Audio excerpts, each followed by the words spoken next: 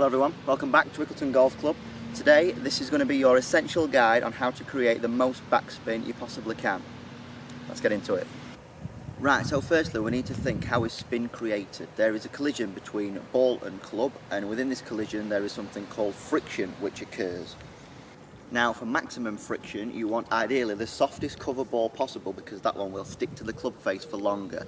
More friction equals more spin. That's why golf balls such as these Titleist Pro V1X that I've got here are so expensive, because they've got the softest covers and it allows the most friction for that golf ball to ride up that face, stay on the club face for longer and get as much chow as possible.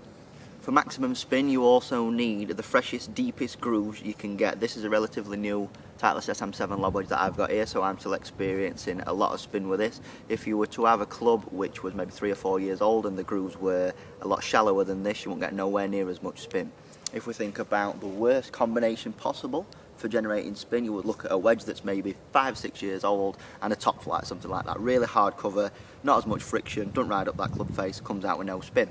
One thing that is absolutely crucial, and is probably the most important thing that we need to think about when we can get as much spin as possible, is we need a centered strike. If you look at these grooves on this golf club here, if we get it bang in the middle of that club face, it's got more chance of riding all the way up. If we're having toe strikes or heel strikes, nowhere near as much chance as generating maximum backspin, okay? Now, it's just starting to rain, which is making me think about another couple of variables which happen to lessen the spin. So we have got potential things that come in between the club face and the golf ball at impact. I'm thinking about water. So if you ever to get a wet day and you wonder why it's not spinning as much, that's because water gets in between the club face and the golf ball, reduces friction, less spin, and also grass. So if we're thinking about getting flyers from the middle of the fairway, grass gets in the grooves of the club, means that there's not as much friction and the ball comes out hot, goes further, spins less. That's why you miss it over the back of the green quite a lot. So now we spoke about the variables, we need to think about the impact factors and what really goes off to create that maximum spin. We need to think about something called spin loft. Now what is spin loft? Spin loft is the angle that is created due to the angle of attack and dynamic loft that is presented at impact. Now for those of you that don't know, the angle of attack is the vertical angle at which the club travels towards the ball at impact, and dynamic loft is the loft that you present at impact. The old idea was you need to be really steep into the ball and present some loft in order to get some spin. However, after much scientific research, we now know that this is not the case. So the maximum spin is achieved when you present a shallow angle of attack with a lot of dynamic loft. That creates a wider angle, which means that we get more spin loft.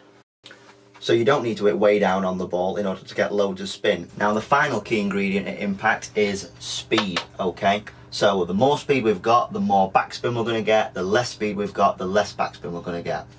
Now another two variables that we need to think of is wind and ground conditions. And with the help of my SkyTrack unit, I'm going to show you now what effect wind has on the ball. So for this first shot, we've got 100 yards, 54-degree wedge.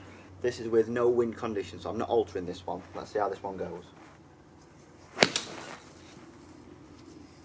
Okay, so that was a reasonable one. We had 8,350 revs of backspin on that one. What I'm going to do now is I'm going to change the wind speed, and we're going to go 10-15 mile an hour downwind, okay? Let's see how this affects spin. Same club, same distance. And as you can see with this shot, spin has decreased to 7,573, so that means the downwindness of this shot is knocking spin down. Okay, last one, we're going to go 10-15 mile an hour, but this time into wind. Let's see how this affects spin.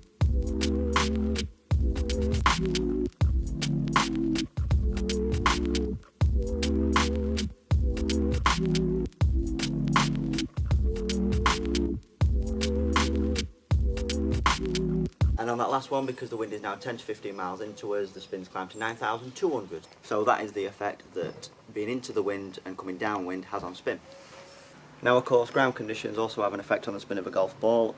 Here currently at Wickleton we've got quite firm greens, and a lot of our members are becoming frustrated because they can't spin the ball, but that is purely because the greens are firm. If you went to somewhere like, say, let's look at Augusta, I know you might not get a chance to play there anytime soon, but the softness of their greens means that there's far more conducive to spin. So ground conditions is another big variable when we're thinking about maximum spin. So if we're to combine all those factors together in order to create maximum spin, we need a dry golf club face and a golf ball. With the face there need to be new, deep, sharp grooves. We need a nice lie, no long rough, nothing that will get in between the grooves and the golf ball.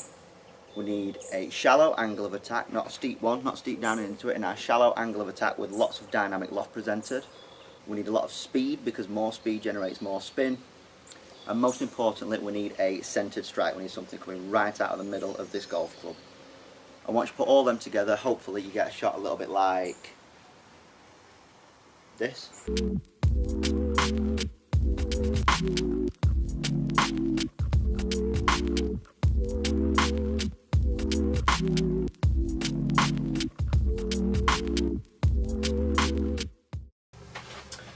Right, thanks for watching. If you've enjoyed this video, could you please leave me a like below, share it to your friends, show them what we're doing over here at this channel.